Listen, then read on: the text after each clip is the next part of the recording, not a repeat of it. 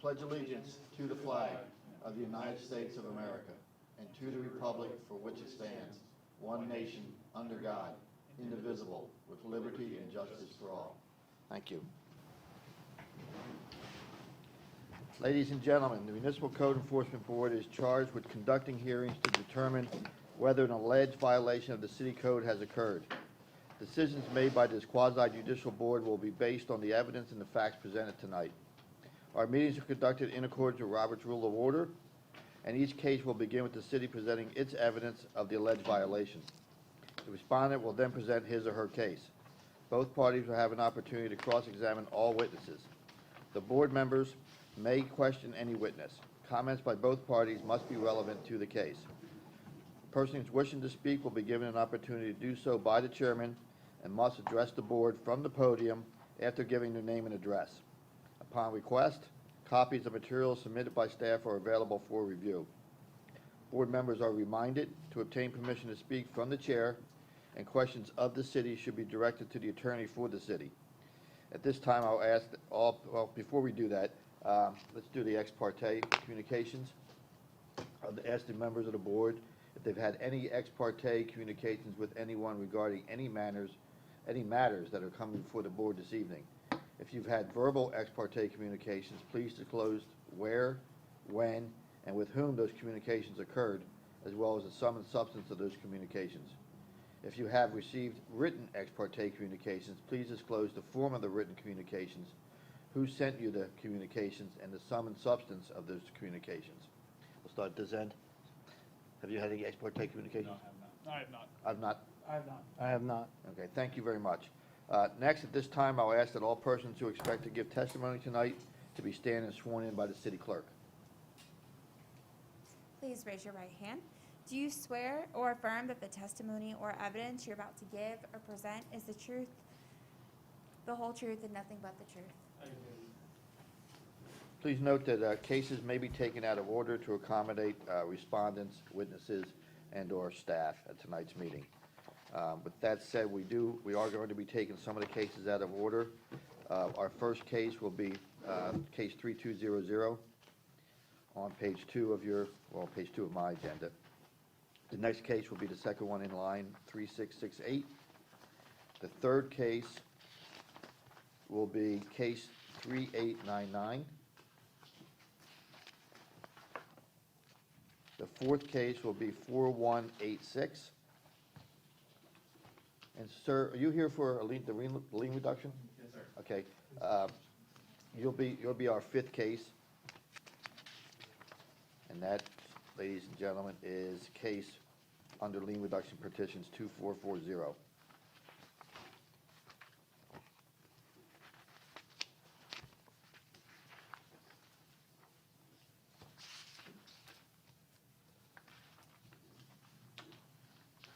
Sir, thanks for coming. If you could sign in for us, and do you expect to be giving any testimony tonight?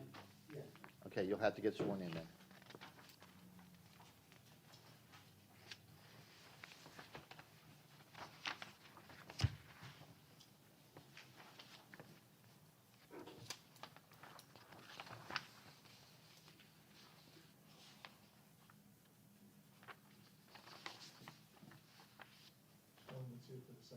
For the second case? Okay.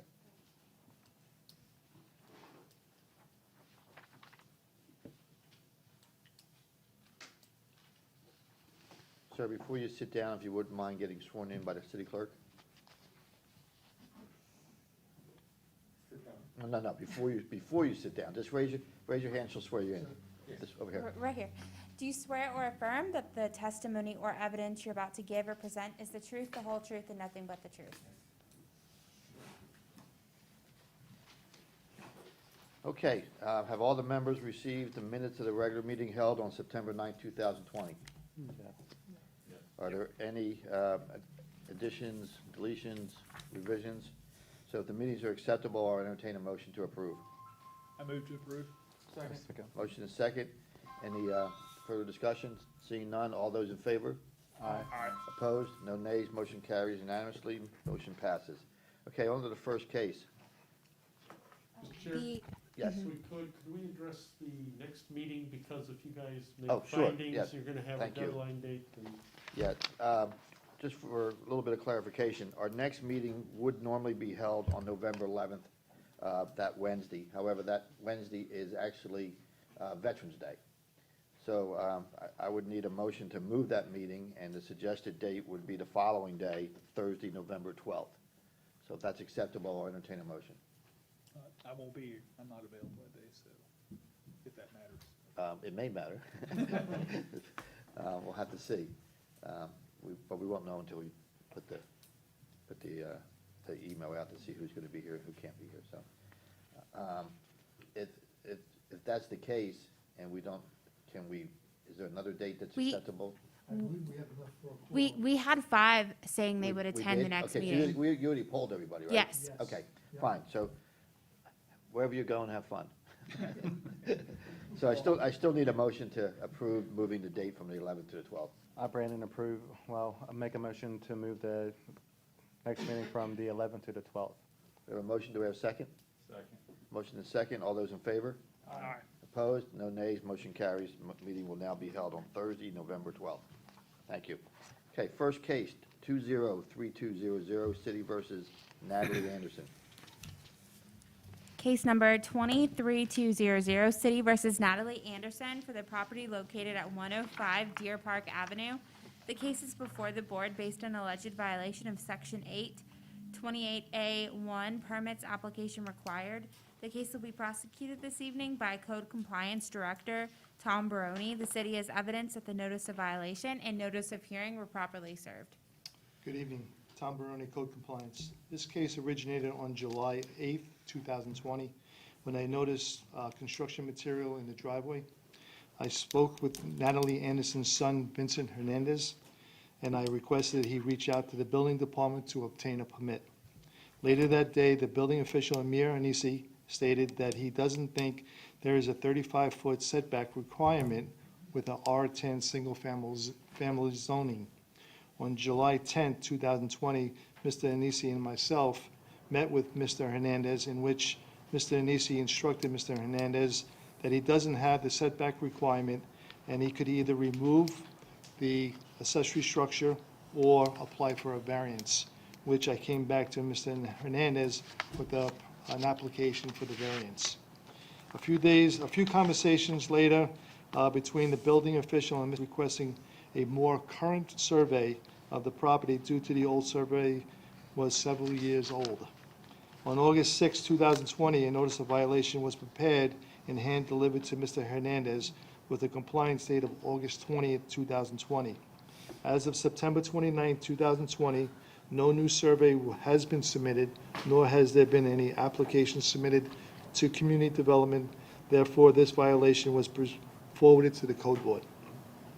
At this time, I would like to submit photographic evidence of the violation that was taken by me on September 25, 2020. Exhibit number 1 shows no permit for the new accessory structure. Exhibit number 2 shows a screenshot of the city code requiring a 35-foot setback in an R10 zoning. I'd like to submit at this time. Sure, we'll accept that, thank you. Our screens are not lighting up. It says the power's on, but they're not. Okay.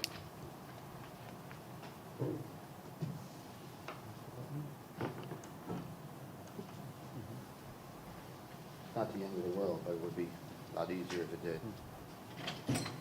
Go ahead, I got it out of the way, Seth. I'm not lighting it. I So said is something. the structure we're talking about is the The front porch, pergola looking thing? yes. Yeah, okay, It's attached to the house. yeah. He put a new footing in, but we believe that there's no setback requirement, that it's, needs to be 35 feet Okay. from the property line. So, as of today, the accessory structure remains on the property, and the required permit still remains out of compliance. The city official, building official, Amir Anisi, is here tonight to answer any questions that the board members may have. Okay, thank you. Is there any questions of the code officer or Mr. Nisi? So I'm really not exactly sure exactly what code is being violated, so the porch, the porch was there and he added some footers to it to stabilize He it? altered the front porch that he had, and now he's encroaching the 35-foot setback requirement from the property line Okay, to that structure that he extended out. okay, So the building official is requesting a new boundary survey. right. He'll probably, if you want to, he'll come up and tell you that he's requiring a new survey, which has not been obtained yet. I think the respondent is here for 105 For this particular case? Yes. Okay. Any other questions? Any other questions for staff? If I could suggest, or ask, I hate to do this, but because the respondent's here, he should hear the whole case against him again, just have Mr. Barone go through Okay, it let's get again. him sworn in first, Absolutely. and if you wouldn't mind standing, sir, and get sworn in, since I assume you're Yes. gonna have something to say. She's going to swear you in. You can stay where you're at. Stay where you're at, and just raise your right hand, yeah. Do you swear or affirm that the testimony or evidence you're about to give or present is the truth, the whole truth, and nothing but the truth? Yes. Okay. Okay. Mr. Barone, if you All wouldn't right. mind repeating what you just told us. Okay. This case originated on July 8th, 2020, when I noticed some construction material in the driveway. I spoke with Natalie Anderson's son, Vincent Hernandez, and I requested that he reach out to the building department to obtain a permit. Later that day, the building official, Amir Anisi, stated that he doesn't think that the 35-foot setback, which is required in an R10 single-family zoning. On July 10, 2020, Mr. Anisi and myself, and with Mr. Hernandez, we met, and Mr. Anisi requested that Mr. Hernandez obtain a new survey. Otherwise, he could either remove it or request a variance. And I had submitted a variance application to Mr. Hernandez. A few conversations later between the building official and Mr. Hernandez, the city was requesting a new, more current survey of the property due to the old survey was several years old. On August 6, 2020, a notice of violation was prepared and hand-delivered to Mr. Hernandez with a compliance date of August 20, 2020. As of September 29, 2020, no survey has been submitted, nor has there been any application submitted to community development. Therefore, this violation was forwarded to the code board. At this time, I'd like to submit the photographic evidence that I presented, and I gave you the screenshot and that photo right there that's on the TV screen. And as of today, there has been no change to the property. Okay, thank you. Thank you. I think we have a question for you. Sure. I do, sir. So is the structure, is it like approaching the street area or someone Yes. else's property? No, it's approaching, encroaching the street area. Okay. So from that property line to the edge of that front porch, there has to be 35 feet, Very well. okay? I thought of another question. So the survey is being requested because it's possible that he may be legally within the 35 feet if he gets a new survey? Is that the purpose? Yes, of that's the what survey? the building official is gonna go by, the new survey that's gonna be, that he's requesting. Is there a good chance that that's gonna happen, or is it just, I, Well, it's just part of the permit application requires you to have a current survey, right, okay. so. And Mr. Nisi can come up and yeah. explain that as well. Do you have Yes. Ken, for a quick question, Mr. Barone. Sure. Just to be clear, when you said there was no application, you meant that to date, there's been no application for permits submitted that's for this project? for that's this correct. construction. That's correct, yeah. Mr. Nisi, if you wouldn't mind coming up and explaining the need for a current, yes. Now, Mr. Nisi first, and then the respondent. Yes. And just really just, like to have you explain the need for a current survey. Absolutely. Based on what the applicant is trying to do, okay, he's pretty much adding a front porch to the existing home, and he has to comply with the 35-foot front setback. That's a R10 zoning, and per R10 zoning, 35-foot setback from the property line, not from the gutter, not from the street, toward the principal structure, toward the primary structure. So, based on visual observation, we don't see he does have the required setback. That's why we are asking him to have the registered land surveyor go out there, stake his property properly, show where the property line is, and measure from the property line backward toward his house, see if he has the 30. Okay, So- and let's assume that he does have the 35-foot setback requirement. Does he still require a permit? Absolutely, yes. Yes. Thank you. And would he be able to request a variance without a new survey? Is that- If he doesn't have the required length or the 35 foot setback, he has to go through the variance process, ask for reduction of that 35 foot. But he would still need a survey to prove Still that. need a Yes. survey for the variance. Right, in Okay. order for him to file even the variance application, he needs to justify how much he needs, okay? So he has to have a survey. I finally get it. So there was the porch was there before, and then he's just Not- adding the posts and The slab was there before. The slab was there, okay. Not to the extent we have right now. He had, coming off of his front door, he had like a stoop, if you will, or landing. Now he's extending it further out toward the front. He's Okay. widening it, okay? And plus that, he wants to add the structure on top of it too. Okay, I just wanted to make Yes. sure, because it looked like he already had the floor, the platform there, and he just added the 4x4. That's kind of what it looked like. So- Yeah, his door leading east-west, as soon as you come off of his entrance door. So he had the width with the width of the door, but right now he's extending toward the front beyond what he had too. So, Understood. Okay, Yes. thank you. sure. Mr. Hernandez, if Yes. you want to say anything, now's your opportunity. I'm trying to find pictures. Okay, just state your name and address for the record, please. Vincent Hernandez, 105 Deer Park Avenue. Thank you. Okay, first of all, one thing has been said to me on this structure is the setbacks. For some reason, I'm a different setback. I guess the way my house sits or whatever. And it would require me to get another a current survey, which I have the survey. As far as I know, the house hasn't moved since I've lived there. So to get a new survey, to spend $388 to not even know if I can or cannot do the structure, pull permit, do whatever has to be done under legal standards. So I find it a little ridiculous to have to pay something that hasn't changed in the time I've had the survey. The setback is 35 feet. I measured it myself, and it's 30, I have 12'7". From that point, it's 35'11". So I'm clearly in bounds to be able to do this structure, to have that building put in there. I did extend out the concrete because the deck was it's a deck in the front. I mean, it's not Seminole Heights, it's not, a deck in the front, it's just, the water damage, it really deteriorated. So I had to get rid of that. So I poured concrete, and I did extend it, being I'm doing it so I have more porch area. And I'm putting a pergola in front. But the setback is 35'11". So from what I understand from the survey that I have, I'm within the guidelines for it.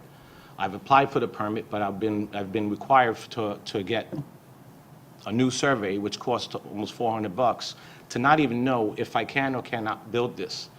I find it a little bit, no, I don't understand why I have to spend money to find out if I need to do it or not. It should be already known on original setbacks on the survey that if I can or cannot do this. Well, And I haven't completely done anything further to the structure, because why waste money and why do what I have to do if I don't even know if I can do it? So it has ceased at that point. Well, if we follow your logic and the building hasn't moved, if you get a new survey, the line will still be the same place and you'll still be 35'11". Correct. So if you're 35'11", that meets the setback requirement, I assume. And- That's from the setback. Yeah, so. It's more than that, but from the Yeah, you're setback saying that I'm it's over required. 35 feet from the property. Oh, yeah, 35'11" to But be you- exact. But I don't know how you determine where the property line was, but let's assume you're correct. And you get a new survey, that would prove that you're 35 feet, 11 inches off the property line. And then if you were, you'd be allowed to do it. If the new survey shows something different, then, and it's 11 inches or 12 inches closer, you wouldn't be allowed to do it. So the only way to determine whether or not you can do it is to get the new survey. Okay, but the house hasn't moved. It's not, it's floating right now. It's still in the same thing from when I bought I property. understand that, but here's the problem. We don't, the city doesn't know, and I assume that Amir will agree with me, doesn't know that you're measuring from the correct point. Okay, without a new survey, I mean, I don't know how do you know you're measuring from the right point? How do you know you're measuring from the property line? I measured from the property line to 12'7". From that point, Did you find a survey pin? I have a survey here. Yeah, but. A how do survey you- what? The problem is, 11 inches is not a lot. Right. And if your measurement is off, because you measured it, okay, I think the problem, we need a more accurate measurement, is what. My measurement is not off. I'm a contractor. I do this for a living. So according to that, if I have 11 inches, and it's the old survey, and be that as it may, the house has not moved since And I 2004, since when I assume bought that it. the Part of the permit requirements list how old a survey can be before you need a new one? I believe it's 5 years. If I may, what the copy he has, I gave it to him. Okay. This is the old survey from the file.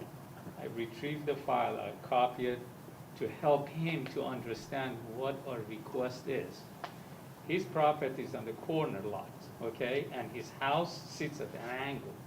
There is no way for him to tell me where his property line is without locating the pen.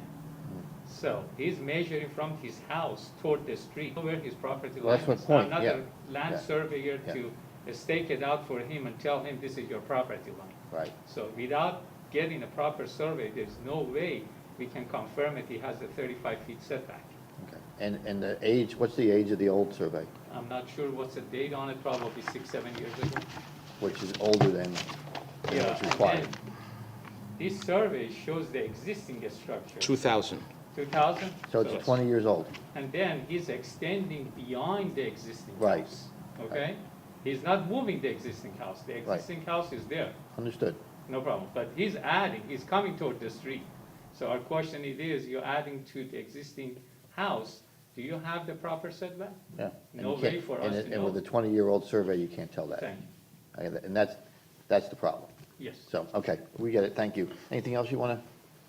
I don't understand why I keep getting, everything that I do, it's never under requirement. You know, it just seems like a little bit, I see other structures are out there, that, I mean, they're 5 feet from the curb, right by the golf course. Another structure, if someone has a bar out there. I mean, clearly, that doesn't seem like it's, but it doesn't bother me. It looks good, what the person has done in Temple Terrace, but it seems to be that my setbacks always seem to be different from everybody else's. And if if you come down to tell me I can do something, you should require things for, if you don't know what the setbacks are and this and that, whatever, bring a measuring tape. I had to measure it.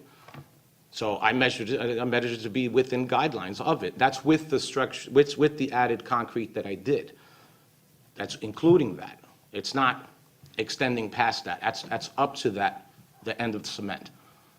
According to this survey, which is 20 years old, I understood, but since 2000, again, house hasn't moved. How would a new survey be any different now?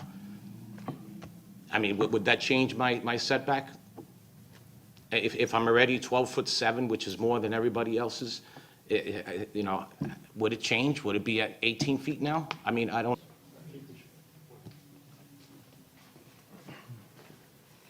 Let's make that clear on the I record. want to be clear, the new survey, first of all, is going to establish his property line, Right. where it is. Second, is going to show his proposed addition. And the surveyor can measure his proposed addition up to the property line to see you have the 35 feet or So not. it's two steps. Right now, we Yes. do not know exactly where the property line is. Absolutely, And the only way to do that is to get a new survey. absolutely. Once we get a new survey, the surveyor can then measure from the established property line to the edge of the new structure to determine whether or not it meets the setback You're requirement. absolutely correct, yes. His setback hasn't changed, his property zoning hasn't changed for the last 30, 40 years, has been R10. The front setback feet, 15 feet, depend to the zoning. You don't own it. You mow it, you maintain it, But again, your property line does not start at the street. Your property line is setback, depend to the zoning. That's the trouble we have with him. We don't know where his property line is. We are not the surveyor to go out there, stake it out for him, or find a pen for him. We don't have the tools. Okay. So he need to establish that, and then once he establish it, measurement could be easily, taken. That's, And just for clarification, removing the existing wood structure would not be to the edge of the new slab, correct? yes. Okay. And this is all part of the permit process. So had he not Yes. done any work at all, just gone to apply for the permit, the city would have said, oh, you also need to get a survey out there as well. Absolutely. Before we started any of the work. Okay. Yes. Okay. I have one point. Yes. That you said I think is key. The new survey would also show the new slab. Yes. So that would determine without doubt whether key to the new survey is that you'd get a new, it would mark the slab as well as the property line. Yes. Because right now, your survey doesn't show the new slab. Yes. So I mean, Yeah, the existing I think that survey says it all, shows, really. the existing survey shows the existing house, doesn't show the extension of the slab, how far it's coming out, so, Right, and with the survey that's 20 years old, there's no way to truly establish the property line. yes, sir. Okay. Thank you. Any other questions? Okay, if there's no other questions, I'll entertain a motion.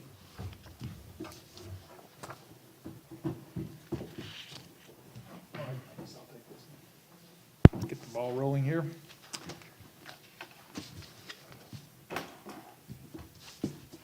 All right, in case number 20-3200, I move that the city has proven by the greater weight of the evidence the following violations of the City of Temple Terrace Code exist on the property located at 105 Deer Park Avenue. Code section is 8-28 subsection A, subsection 1. This motion is based on the sworn testimony this board has received from the code and then is received and entered as part of the record of this hearing. I further move that said violations be corrected on or before November 12th. If the respondent does not comply with this order, the violation is continue past the date set for compliance. Upon considering the following factors, the gravity of the violation, any actions taken by the violator to correct the violation, and any previous violation committed by the violator, I move that the fine be $25 per day. We have a motion, do we have a second? second. Any further discussion? Seeing none, all those in favor? Aye. Opposed? No nays, motion carries. Next case, please. Case number 23668, City versus Deborah Rivkin for the property located at 12912 North 53rd Street. The case is before the board based on alleged violation of Section 12921 parking residential property, Section 828A1 permits application required, and Section 1034 sanitation keep premises clean. The case will be prosecuted this evening by Code Compliance Officer Lori Smith. The city has evidence that the notice of violation and notice of hearing were both properly served. Good evening, Mr. Chairman, board members. Lori Smith, Code Compliance. This case originated proactively August the 4th, 2020. My inspection revealed 2 vehicles parked in the rear yard on a substandard material, debris accumulation in the rear yard, and also work without a permit for construction of a bedroom addition. At that time, I left 3 door hangers with the compliance date of the 6th of August, 2020. My inspection on August the 12th, 2020 from the rear yard. However, 1 vehicle still remained. Therefore, a notice of violation was prepared with a compliance date of the 24th of August, 2020. Affidavit of service was obtained by hand delivery to Shanur Rivkin. My inspection on September the 24th, 2020 revealed no change.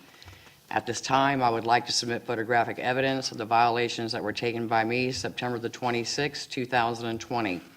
Exhibit 1 shows the vehicle, 1 vehicle parked in the rear yard. Exhibit 2 shows the bedroom addition work without the permit. Exhibit 3 shows debris accumulation rear yard. Thank you, we'll accept the evidence.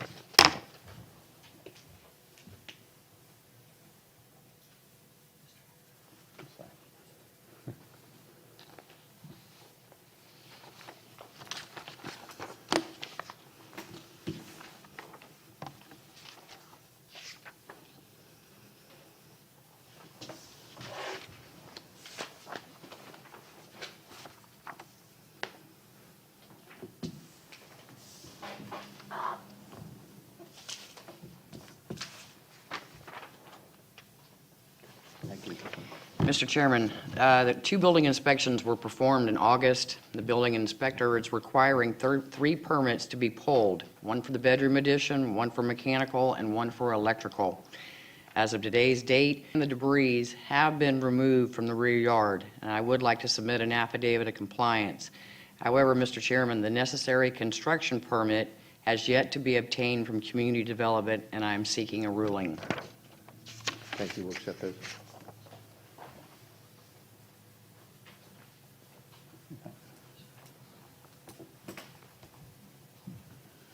Any questions for the code officer?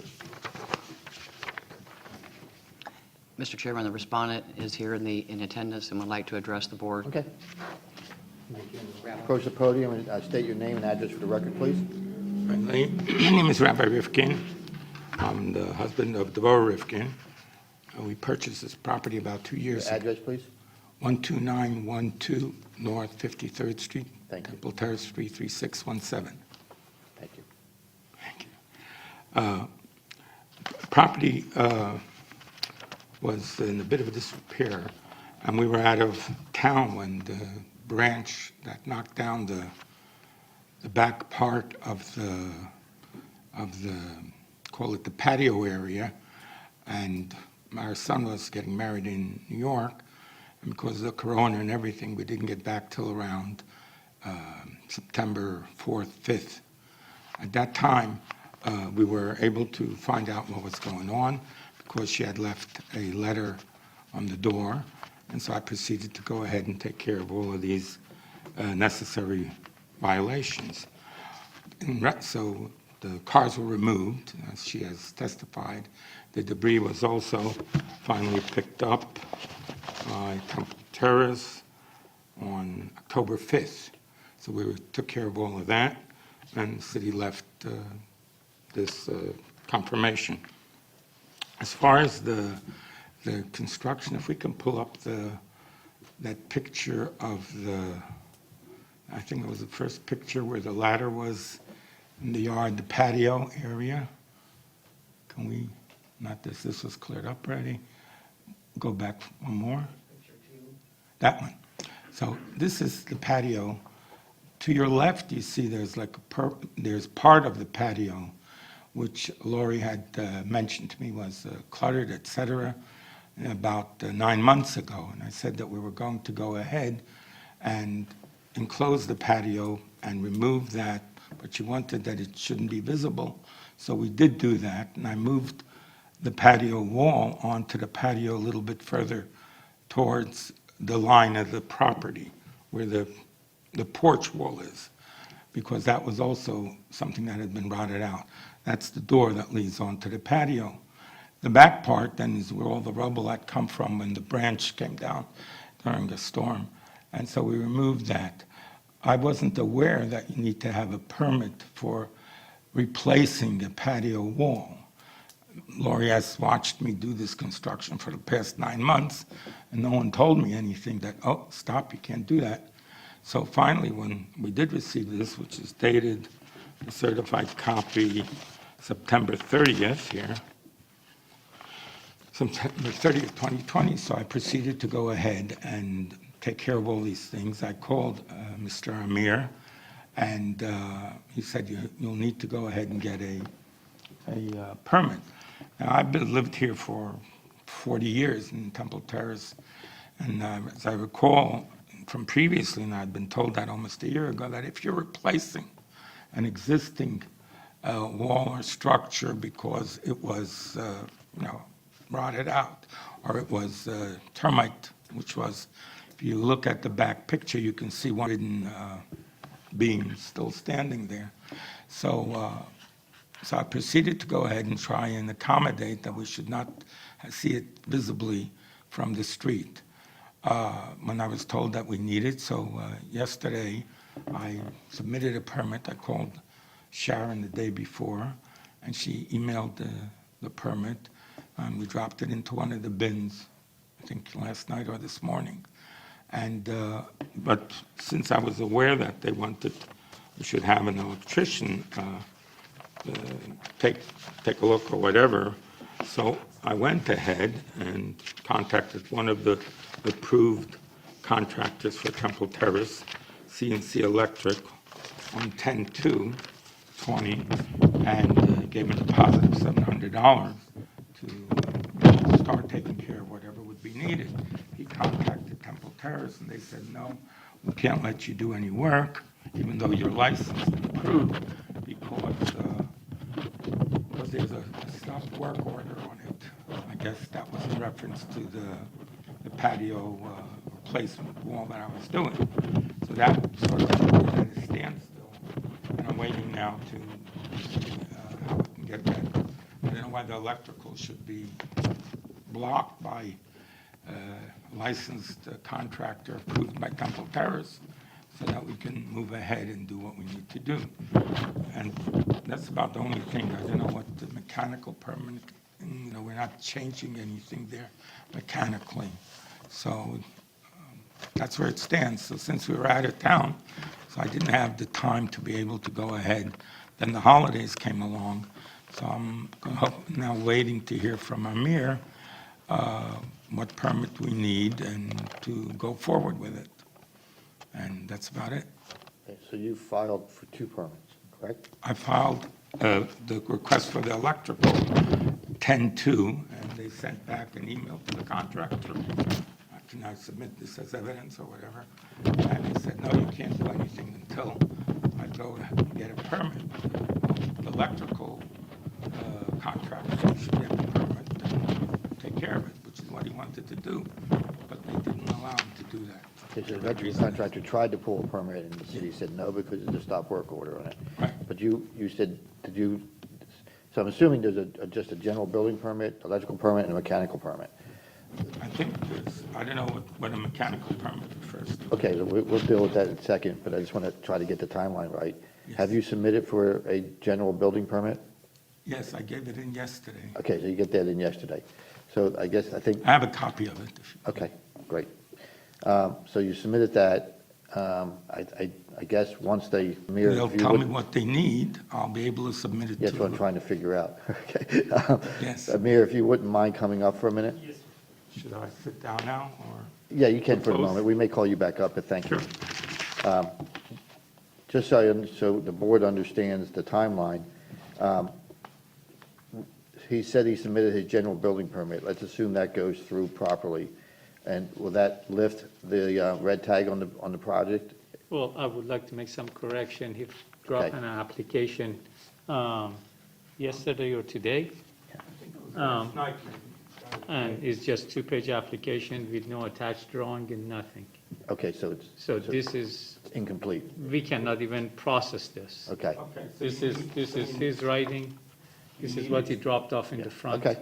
Yes, Okay, but just so we all understand the timeline, the Yes. first thing that has to happen is the general building permit has to you're get absolutely approved, correct? correct. Yes, And in order to do that, you need some additional information from him. yes, Once that's approved, his electrician can get his electrical contract, his Yes, electrical sir. permit, yes, and start doing whatever he needs to do. yes. What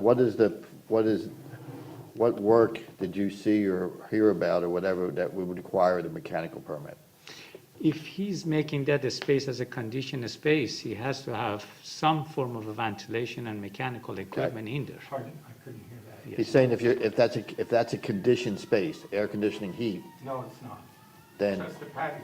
okay, well, I guess you can work that out in the permit Sure. process. Okay, so sir, just so you understand, he'll get with you, there's apparently some information missing, that he can't even process the general permit. Okay, he'll give it to He'll- me he'll let- writing, I'll be able to give it to the contractor. Yeah, you'll get that straightened out, but you can't get the electrical permit till you get the general permit. Okay? I wasn't aware of that. So that's why we're working it out, okay? So once that gets worked out, then your electrician can come back and get his electrical permit. You can talk to him about whether it's conditioned or not conditioned.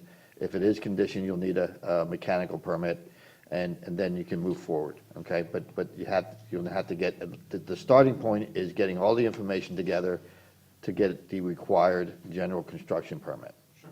Okay? Including construction plan. Just give us 2-page application, and Understood. expect us to process this and give him a permit. I was aware of that, but I just wanted to start it so you could give me in writing what I need to get done. Okay. Perfect. So anyway, well, what's going to happen next is we're going to rule on whether or not there was a violation or is a violation. All And the others have been fulfilled according to understood, Lori. yes. Louis said that those been, but there's still the outstanding permit issue. Yes. So we're going to rule on all that, and then we'll I'll explain to you after we do that, okay? All right, any other questions or comments by the board? Well, really quick, so the parking one, we're getting an affidavit of, Compliance. and then you said that you've gotten rid of all the debris and things in the back, is that right? Right, except whatever materials I'm gonna use for repairing the patio wall. Okay, but we don't have an affidavit of compliance or anything for that one yet? We do have. Oh, okay, Yeah, so the only outstanding non-compliant issue is the permit issues. Okay. City of Temple Terrace, city code exists on the property located at 12912 North 53rd Street. The applicable code section is 8-28. This motion is based on the sworn testimony this board has received from the code enforcement officer, Ms. Lori Smith, and also Mr. Hernandez and the property owner, Mr. Dvorak, along with any other evidence, including photos, affidavits, and the notice of violation, all of which is received and entered as part of the record of this hearing. I further move that there be no fine imposed for the violations of code sections 12-921 because the violations were brought into compliance prior to the date of this hearing. I further move that the remaining violations be corrected on or before the next meeting here, November 12th. I'm sure it'll be sooner. If the respondent does not comply with this order, violations be corrected on or before the next meeting here, November 12th. I'm sure it'll be sooner. If the respondent does not comply with this order on or before that day, they are ordered to pay a fine for each and every day the violation continues past the date set for this compliance. Upon considering the following factors, any actions taken by the violator to correct the violation and any previous violations committed by the violator, I move that the fine be in the amount of $25 per day. Okay. Before we get a second to that motion, just a point of order. I'm sorry, Mr. Anisi, and not Mr. Hernandez. I believe you missed one of the violations. You did, that's what I was fixing to say, sir. That was a violation 2234, I believe. 1034, Thank you, sir. 34, yes, that's in compliance. that's in compliance. Okay, sorry. So So if you would amend your motion, just say, I amend my motion to include, I amend the motion to include 10-34. That one's in compliance. and to correct the person's testifying. And to correct the person's testifying. Okay. I knew I was We gonna now have a motion. mess that one up. That's okay. We'll get through it. We have a motion. Do we have a second? Second. We have a motion and a second. Any further comment by the board? Seeing none, all those in favor? Aye. Opposed? No nays, motion carries.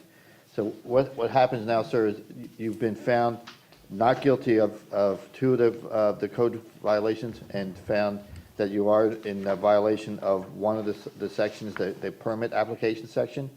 No fines will accrue until after 30 days has passed by, so you have 30 days to get your permit. Now, if, Can I have 30 days from when I get the list of the things that we need?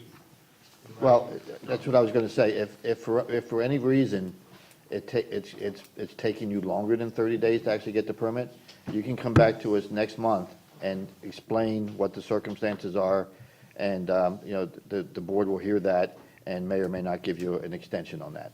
Okay? Yes, sir. Just a clarification, I believe that all three were found to be in violation, but the two of them, 10-34. and- Yes, you are correct. and 10 were just no fine because they had been corrected prior to the hearing. You're absolutely correct. So, my mistake, thank you.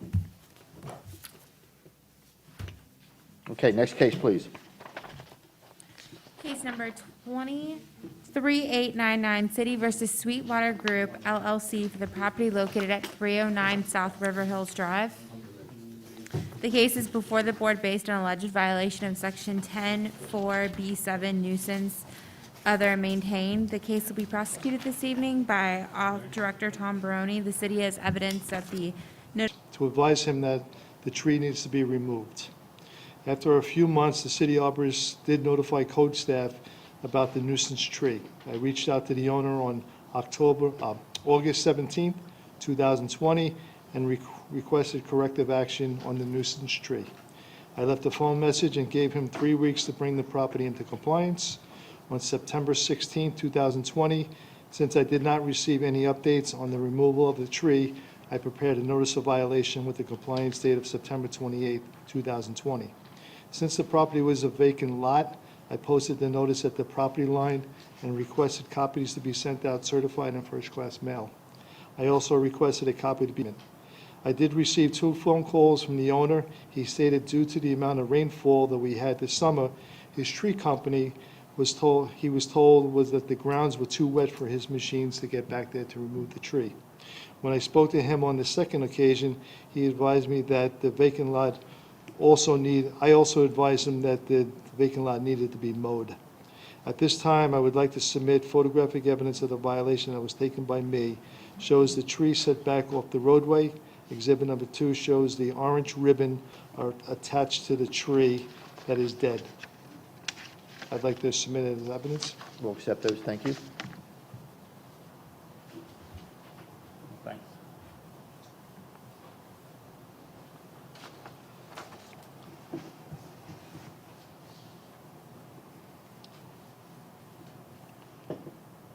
Have nothing to do with this case this evening. Okay.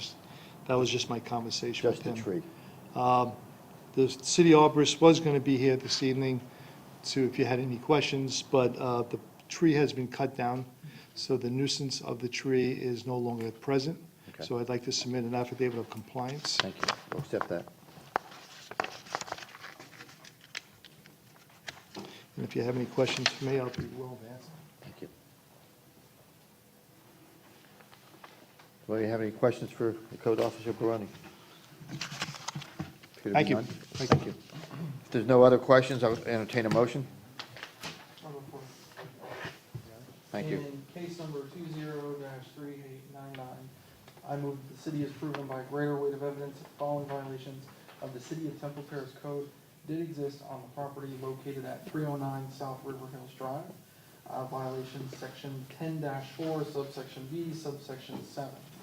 This motion is based on the sworn testimony this board has received from the code enforcement officer, along with any other evidence, including photos, affidavits, and the notice of violation, all which has been received and entered as part of the record of this hearing.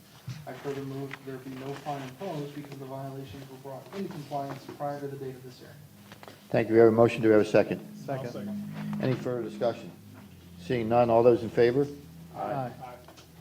No nays, motion passes. Next case. Sir, you're welcome to stay, but you're under no obligation to stay, I so. think he's got another case. Oh, he does? Okay, thank you. I don't think that case is from the docket anymore, am I right? That's number 20-3828. I'm sorry, it's still on the docket, it's just in compliance. 3828? Okay, then let's, I wasn't aware of that, so why don't we take that next, if that's okay with the clerk? Yes. And then we'll move on to the 4186.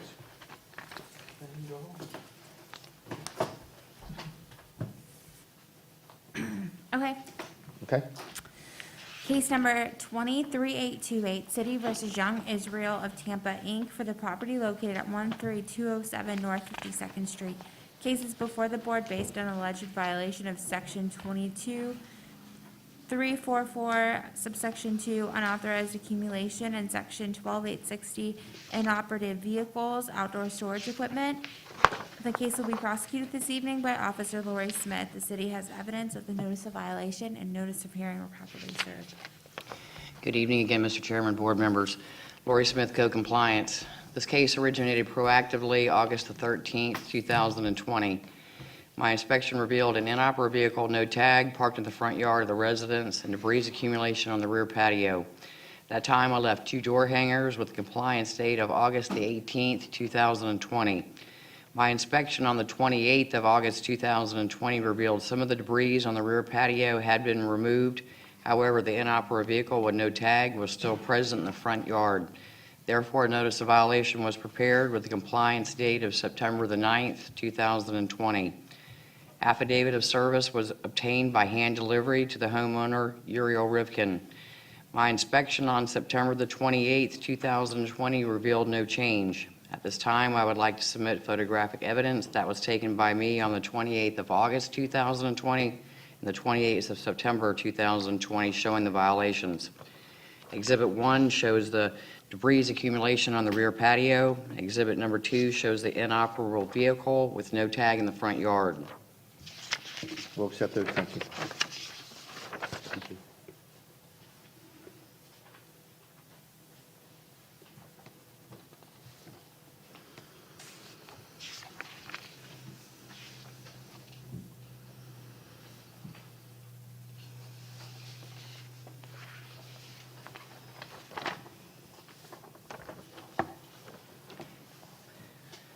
Mr. Chairman, as of today's date, the site is now in compliance, and at this time, I'd like to submit an affidavit of compliance. I'm just looking for a finding, sir. Thank you, we'll accept that.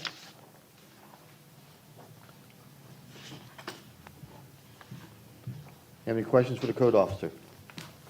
Just real quick, so this is for both violations? Yes, sir. With compliance there, okay. Thank you. Any other questions? Yes, sir. Does the respondent want to address the board? All right, no. Okay, thank you. The delay was, I was out of town because of the wedding. Well, if you're going to speak, you got to come up to the dais. No, it's fine. Just, I was out of town. Come on, we got procedures here. I was out of town. Hang on. State your name and address for the record. Rabbi Rifkin, 12912 North 53rd Street. And I was out of town, and due to the corona, we were delayed in getting back. So we took care of it finally. Okay, thank you. Thank you. Sorry, but we do have to get your name on the record. Thank you. If there's no other questions, I'll entertain a motion.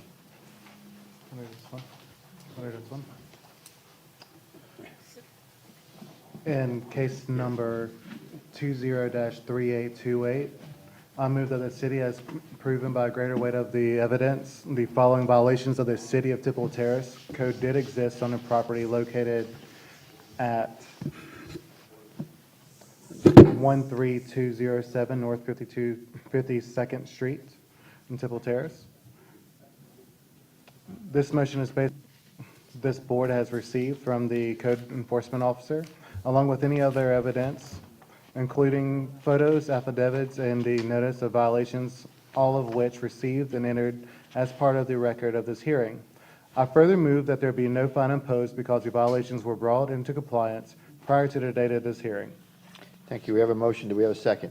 Second. Motion is second. Any further discussion? Seeing none, all those in favor? Aye. Opposed? No nays. Motion carries. Next case, please. We can move on to the lien reduction Okay. next.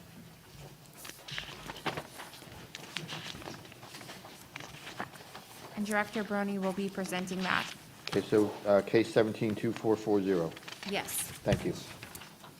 Good evening, Tom Barone. Mr. Chairman and Code Board members, at this time, I'd like to present and introduce the lien reduction petition request in case number 17-24240, City versus Robert A. Combs, property located at 602 Courtney Drive, with a lien amount of $65,200.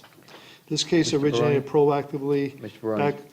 before you continue, my outline says City versus James B. Burns. You mentioned a different name. The applicant, New property owner. New property owner. Which one's the new property owner? Okay, Right. so James B. Burns was the old property owner? that's correct. Okay. Sorry about that. Oh, it's okay. Thank you. This case originated proactively back on October 10th, 2017, for overgrown conditions, trash in the front yard, a cluttered carport. The respondent at the time, Jim Burns, was fined by the code board with a $200 a day fine for one violation. With 18 inspections by the code staff, which totals $650, and the city clerk costs costing $130, totaling $780. Based on my case evaluation, my recommendation to the board this evening is to reduce this lien amount from $65,200 to $3,000. How did I come to this conclusion? The owner was hit with a fine amount of $200 per day for one violation. That's very extreme. So what I did was, in this case here, there was two violations that were present: overgrown conditions and trash throughout the front yard and the cluttered carport. So there's really two violations here. So we usually normally go by $50 per day back in the day. So I instead of going $200, I went to $100 per day. So that would reduce that lien amount in half to $32,600. And normally we do the 10%, so that would bring it down to $3,000. Understand? So it was a $200 per day fine that the board made for one violation. There's actually two violations here, so I reduced it down to $100 per day. So if you take half of the lien amount of $65,000, that reduces it to $32,600. Normally, we do the 10%, that'll bring you down to $3,000. Understood. Any questions for Mr. Barone? So when you say normally you do 10%, is that depends on the violation or? Yeah, this wasn't. this case wasn't a repeat case. This case was not a health and safety issue. So normally, in those cases, we usually go down to the 10%, so that's what I did. So to be fair to the petitioner, I think $3,000 is a fair amount to reduce the lien amount to. Any other questions? Okay, thank you. Does the respondent want to address the board? Yeah. Okay. Name and address before you start. Thank you. My name is Robert Combs. The address is talking about 602 Courtney Drive. I had offered $1,000. I think you said that you guys had about $700 or $800 into the case as far as city costs. Yeah, so I was asking that we reduce to $1,000 and/or the city costs. I acquired the property in February. By March, it's one of the nicest houses on the street. It's clean. It looks good. And so I'd ask that you reduce to $1,000. Anything else? No, sir. Thank you. Okay, thank you. Okay, there's no other further questions. I will entertain a motion.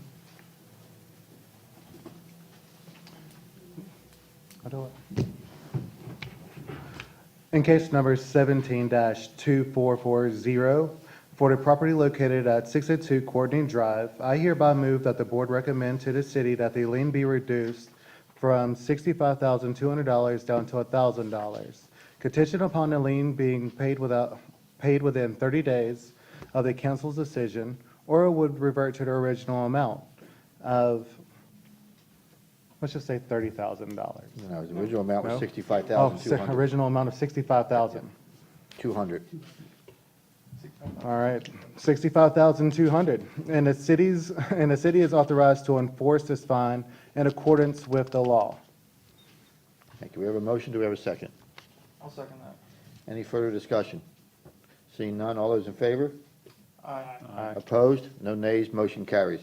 So just so you understand, what happens next is, whenever this gets heard in front of council, and I don't know what the date do we know what the date will be? November 12th. I'll be there and I'll make this recommendation to council. I'm sorry, that's the next code board. Yeah, when's the next council meeting? We don't know. They'll let you know. Okay. You'll be told, and I'll be told when the next council, when they're going to hear this. And so it's not, my point is, it's not a done deal. What has to happen next is the recommendation will be made to council. Council will vote yea or nay, just like we did, and then you'll have 30 days from that point to pay or whatever amount, whatever they come up with, okay? And the same, pretty much the same process, except I'll be presenting since we will be making the recommendation for the lien reduction. Okay? Thank you. Kristen, do you think that would be the November 2nd, which would be a Monday? It is Monday. The next meeting had to be moved to a Monday. So November 2nd, is that what we're saying? Yes. Okay, so it looks like November 2nd. Okay? All right, so where are we moving to? Back to hearing. Back to the, wherever we didn't finish. So case number 203745. That's where we are. All right. Okay. Case number 23745, City versus Fuad Haraki for the property located at 8652 Navajo Avenue. The case is before the board based on alleged violation of section 12861E6, fences appearance. Case will be prosecuted this evening by a code compliance officer, Doug Allen. City has evidence that the notice of violation and notice of hearing were properly served. Good evening, Mr. Chairman and board members. Doug Allen, Code Compliance Officer. This case originated by me on August 11th, 2020. My inspection on that date revealed one violation of a stained fence that did not provide a neat and clean appearance. Since this is a vacant lot, I went directly to a notice of violation, which was prepared on August 11th with a compliance date of August 25th, and I posted the notice on the site, and the notice was also posted at City Hall, and copies were mailed, both certified and regular mail, to the address of the owner of record. My re-inspection on September 16th showed no change, so I prepared a notice of hearing on that date, and the case was scheduled for the October Municipal Code Board meeting. This time, I'd like to submit photographic evidence of the site taken by myself on August 12th and September 21st, 2020. We'll accept that, thank you.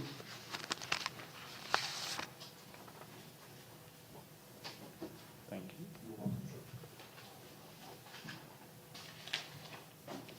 Exhibit number 1 shows the posting of the notice of violation. Exhibit number 2 shows the stained fence, and exhibit number 3 shows the stained fence. The property owner has contacted me and apologized for the delay, as he had not gone to his P.O. box for several months due to COVID concerns. This time, I'd like to submit an affidavit of compliance, as the site is in compliance, and I'm seeking a finding. Thank you, we'll accept that.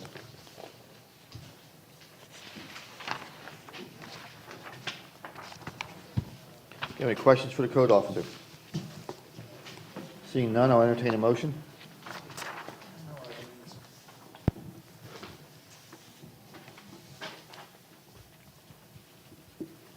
In case number 20-3745, I move that the city has proven by a greater weight of the evidence the following violations of the City of Temple Terrace City Code did exist on the property located at 8652 Navajo Avenue. Code section, applicable code section is 12-861 subsection E subsection 6.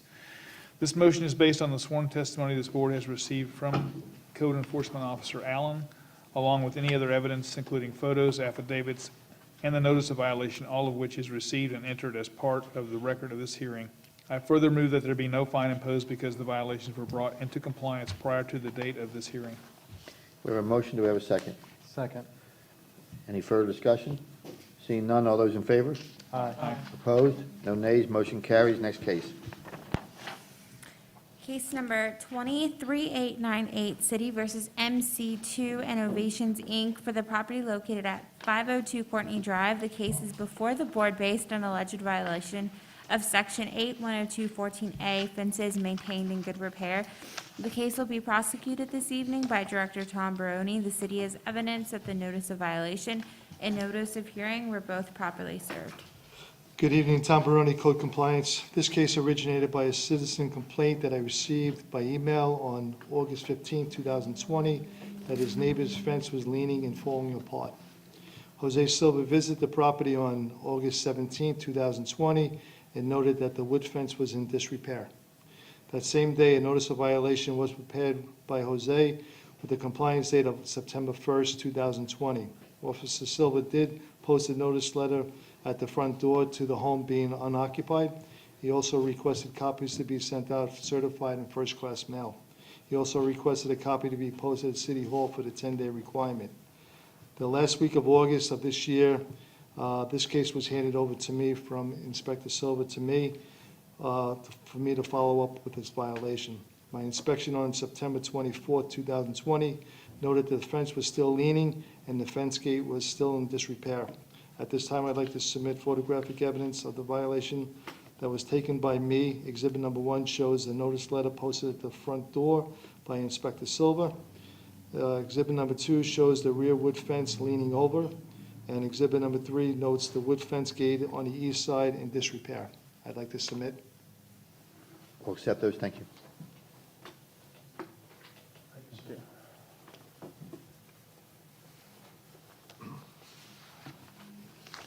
Any questions for Code Officer Barone? Just my inspection today revealed no change to the violation, and it still remains out of compliance. Thank you. Thank you, sir. I assume the respondent is not here? Okay. Any other questions or comments? Yes, sir. Have you been able to make contact with the? Jose or I did not make contact with his owner at all. The owner is an investor. He comes and goes.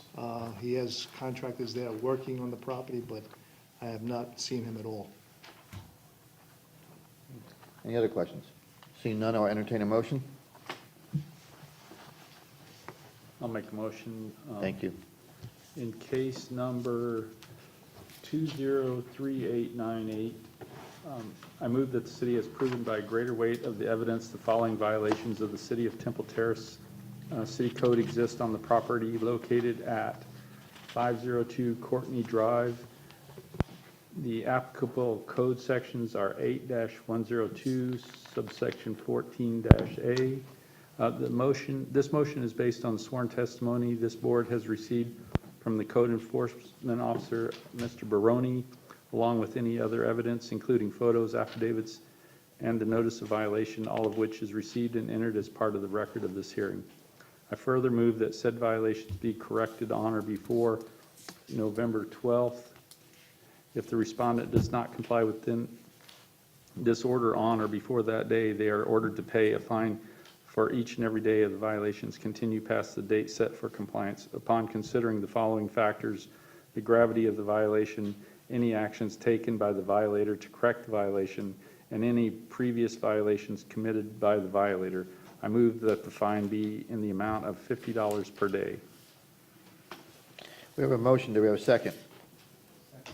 We have a motion and a second. Any discussion?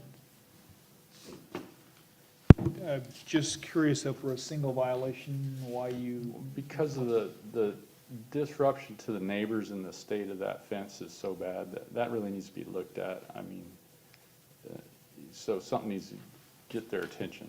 That's my thought, so. okay, thanks. We have a motion and a second. Any other further discussion? Seeing none, all those in favor? Aye. Opposed? No nays. Motion carries. Next case. Case number 23967, City versus SWH 2017-1 Borrower LP for the property located at 8518 Queenbrooks Court.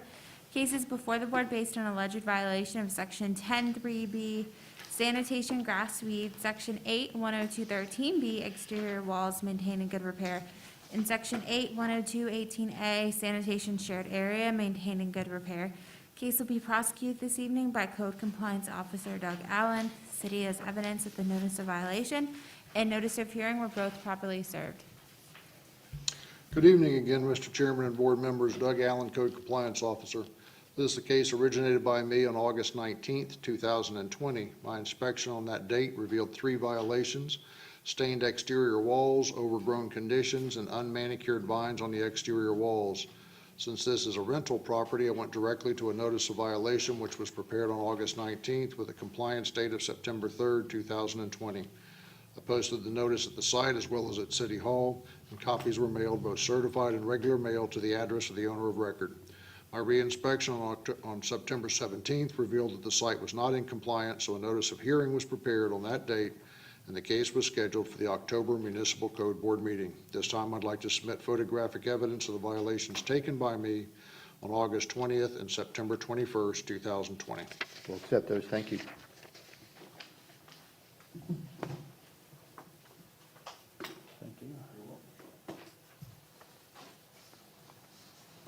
Exhibit number 1 shows the notice of violation posting.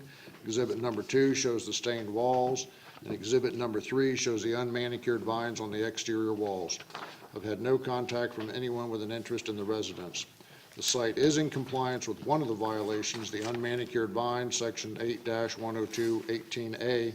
I'm submitting an affidavit of compliance for that violation only, and I'm seeking a ruling on the other two violations. Thank you. We'll accept those. Any other questions for the officer? Seeing none, I'll entertain a motion.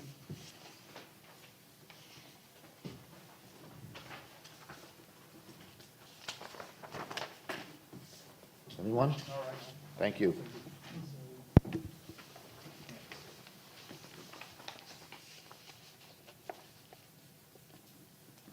Sorry, I need to make a note on which one's in Okay. compliance. Okay. Take your time. I think I got it straight. All right, in case number 20-3967, I move that the city has proven by a greater weight of the evidence the following violations of the City of Temple Terrace City Code exist on the property located at 8518 Queen Brooks Court. The code sections are 10-3B, 8-102, subsection 13-B, and 8-102, subsection 18-A.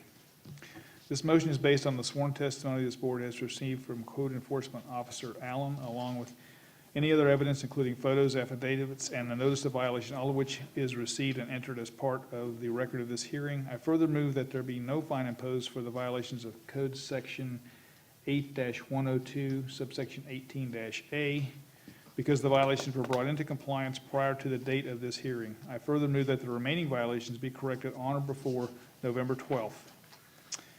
If the respondent does not comply with this order on or before that day, they are ordered to pay a fine for each and every day the violations continue past the date set for compliance. Upon considering the following factors, the gravity of the violation, any actions taken by the violator to correct the violation, and any previous violations committed by the violator, I move that the fine be the amount of $50 per day, $25 per violation. We have a motion, do we have a second? Second. Any further discussion? Can I just get a little clarification, please? Was that $50 a day? Yeah, Or, because the sort of plugged that. $25 per violation. it's a little hard. $25 per violation per day. Yeah. So Well, $50 it's- total. It's a lot easier to have $50 a day for the two remaining violations, because if one comes into compliance, the other doesn't, the clerk has a heck of a calculation to have to do at some point. So $50 per day for the two violations. So if they get one into compliance and the other one isn't, it's still $50 a day. Correct. Okay. Yeah, I just, otherwise, as you can imagine, the Yeah. calculations, if one got fixed, then she would say, okay, for 3 months, it's $50 a day, and then after that, it's $25 a day. Just makes it really hard to calculate what the fine and lien is. So what was your intent, and do you need to amend? Well, it seems like it's more fair to the person that if they bring one into compliance, that they aren't charged for that, right? I mean, that's I kind don't of. think I've ever seen a ruling or a finding like that. I've been here. Which one? Where it's just one for both, and even if they bring the one into compliance, the Right. fine remains the same. I don't know if I've ever seen a finding like that. Yeah, maybe Some not, cases- I'm just saying it's a lot easier, and then also motivates to bring both into compliance rather than just one. We've always done that in the past, even when Joe Gross was here, Joe Bailey was here, But- that's the way we used to do it, even if there was 4 violations. Do you still one say fine, Fine yeah. of $100 per day. Lately, that's not how we've been doing it. It's been, No, but it's beyond, it's very hard for Is the it- clerk to keep up with the in compliance, out of compliance, the amounts. It's just better to Okay. go with 2 violations, $50 per day okay, for the 2 violations. I'm good with that. Okay, so Just as long as we're Understand, consistent. what you're trying to do, it's Yeah, just, we it's, understand. we also trying to motivate for all the violations to be be cleared cured, as quickly yeah. as possible, too.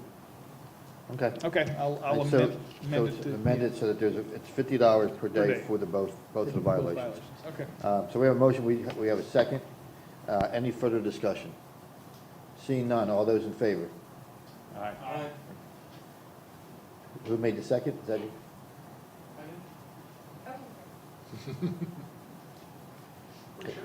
Okay, so we have a motion and a second, and we did have a vote. There was all ayes, no nays. Next case, please. Okay, the last case, case number 24186, City versus Deary 5502 LP for the property located at 5502-04 Temple Heights Road. Cases before the board based on alleged violation of site visibility triangle and section 10-4B3 nuisance, any condition or use. Case will be prosecuted this evening by Officer Doug Allen. City has evidence that the notice of violation and notice of hearing were both properly served. Good evening again, Mr. Chairman and board members. Doug Allen, Code Compliance Officer. This case was originated by me on August 31st, 2020. My inspection on that date revealed 2 violations: site visibility triangle and a hazardous tree. Since this is a rental property, I went directly to a notice of violation, which was prepared on September 1st with a compliance date of September 21st. I posted the notice on the site, and the notice was also posted at City Hall, and copies were mailed, both certified and regular mail, to the address of the owner of record. My re-inspection on September 30th, 2020 showed no change, so I prepared a notice of hearing on that date, and the case was scheduled for the October Municipal Code Board meeting. This time, I'd like to submit photographic evidence of the site taken by myself on September 1st and 30th of 2020. We'll accept those, thank you.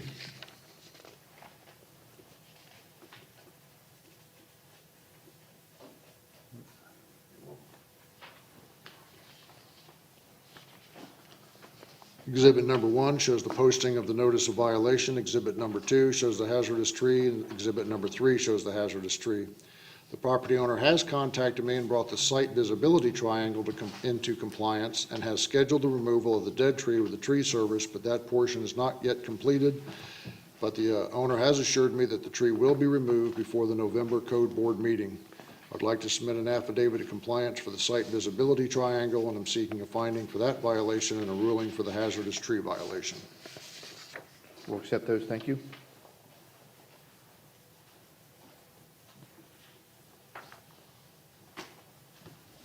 Just for clarification, section 12-1055 is in compliance, and 10-4 subsection B, subsection 3 is not. Correct. Okay. Any other questions for the code officer? Seeing none, I'll entertain a motion. Yeah, I'll go. Thank you. I think I got the right one this time. So, okay.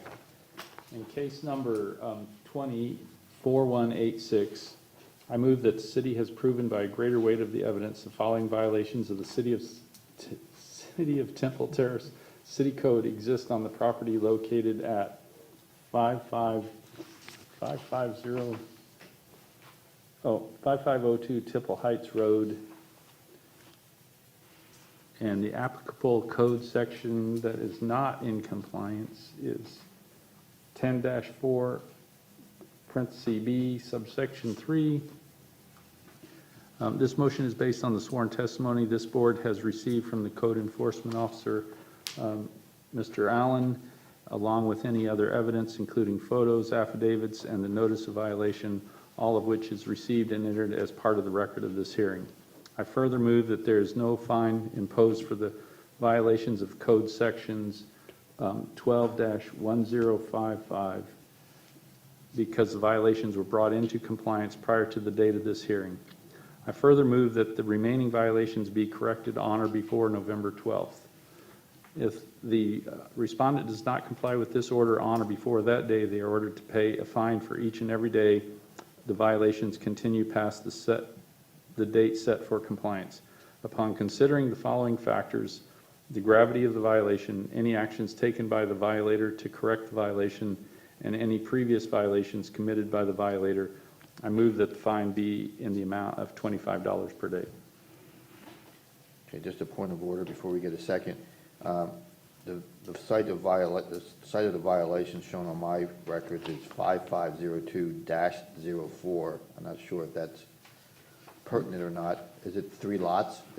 It's a duplex. A duplex, okay. So should we correct the record for that?